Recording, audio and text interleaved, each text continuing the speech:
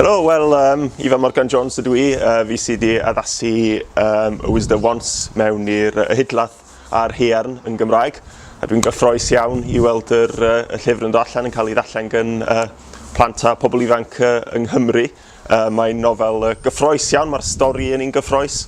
A dwi'n gobeithio mae fod i wedi gwneud rhyw fath o addasiad teilwng ohono fo'n Gymraeg heddiw. Dwi'n meddwl bod yna lot o bethau yn yr llyfr, ei fod wedi bod yn nofel Saesneg yn reiddio, lot o bethau, lot o thema yn y nofel sydd yn berthnasol i Gymru hefyd.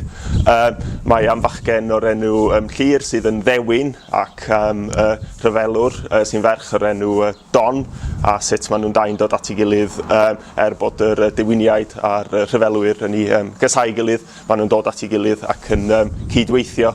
A beth dwi wedi trio wneud efo'r addasiad fwy na dim ydy addasu'r nofel tuag at mytholeg Cymru yn ogystal, felly mae yna lot o greaduriaid sy'n cael ei crybwyll yn y fersiwn Saesneg, a dwi'n trio addasu nhw tuag at creaduriaid o fytholeg Cymru. A dwi'n meddwl bod yna nifer o thema yna sy'n berthnasol i Cymru hefyd. Wrth gwrs, mae'r nofel yn cael ei osod ar Ynysoedd Prydain ac yn ei stori'r brydorion sydd yn ddewiniaid a rhyfelwyr sydd yn rhyw ddod i mewn ac yn trio concro tri'r brydoriaid. Felly mae yna ryw fath o hanes yna sy'n paralel i hanes Cymru mewn nifer y ffyrdd hefyd. Felly dwi'n meddwl bydd o'n nofel cyffroes iawn i blant Cymru ddarllen ac i cyflwyno nhw i'r elfennau o fewn hanes a mytholeg Cymru hefyd, sydd yn ddiddorol iawn hefyd, dwi'n meddwl.